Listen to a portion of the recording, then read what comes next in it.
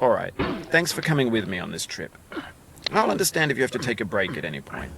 Just find a safe place to stop and quit the game. And don't worry, I'll save your progress, always, even your mistakes.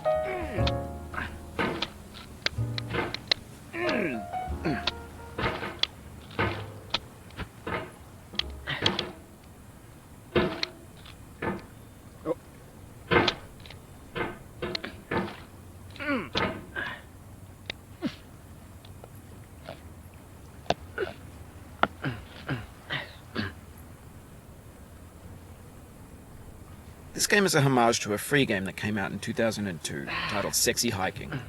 The author of that game was Jazuo, a mysterious Czech designer who was known at the time as the father of B games. And B games are rough assemblages of found objects. Designers slap them together very quickly and freely, and they're often too rough and unfriendly to gain much of a following. They're built more for the joy of building them than as polished products.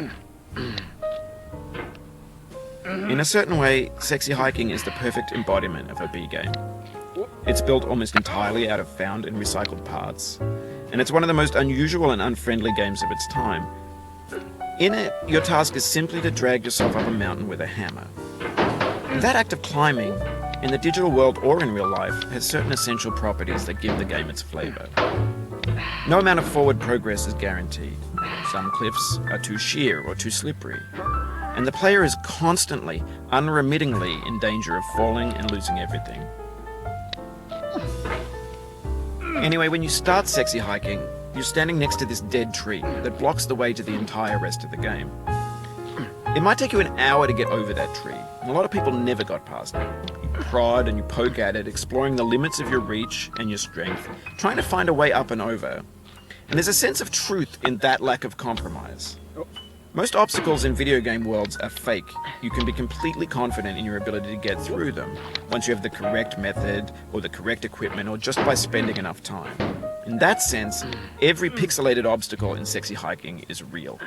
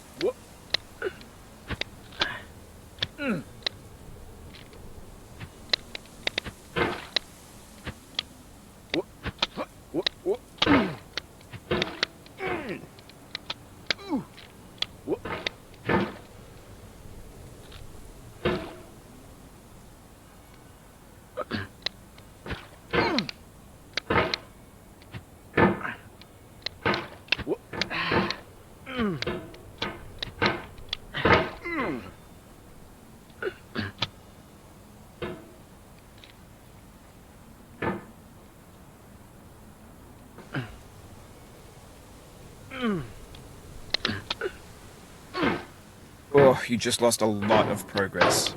That's a deep frustration, a real punch in the gut.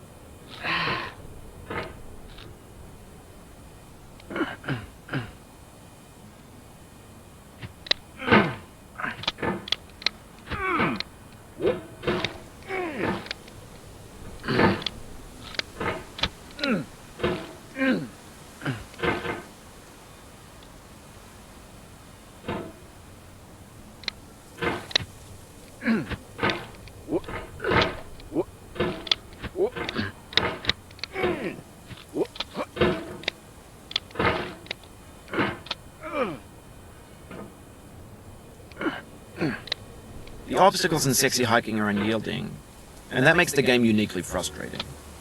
But I'm not sure Jazuo intended to make a frustrating game. The frustration is just essential to the act of climbing, and it's authentic to the process of building a game about climbing.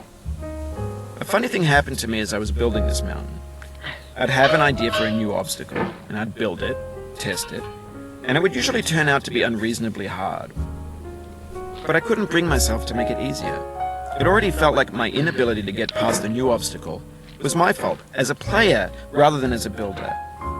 Imaginary mountains build themselves from our efforts to climb them, and it's our repeated attempts to reach the summit that turns those mountains into something real. When you're building a video game world, you're building with ideas, and that can be like working with quickset cement.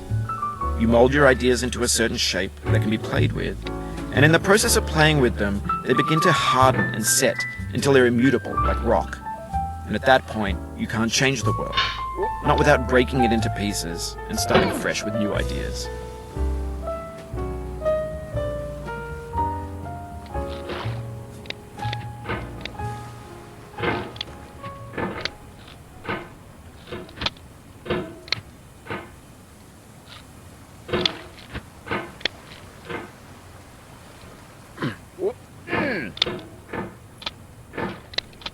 Two 2,000 years later.